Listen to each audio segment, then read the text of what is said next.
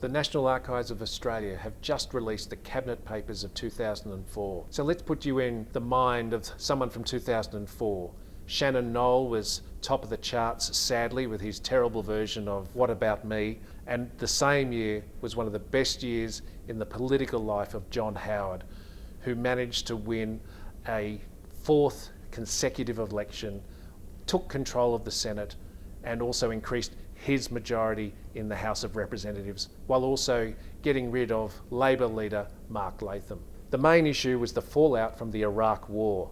George Bush had declared mission accomplished, and the Cabinet Papers show that Howard and his ministry were looking forward to dealing with the peace. This was the year, however, that American forces ended up fighting two battles for the city of Fallujah, a sign of the insurgency that would suck America, Australia, and their allies into Iraq for another 7 years. The other war in Afghanistan went unremarked.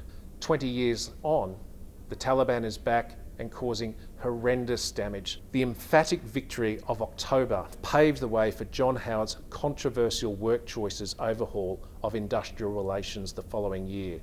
But by the time of the 2007 election, work choices would become a huge political problem for Howard. The Howard government had a report from the Productivity Commission talking about the issues of first home buyers getting into the property market. Sydney's median house price had soared 40% in the previous 24 months. The median price had reached a spectacular $523,000.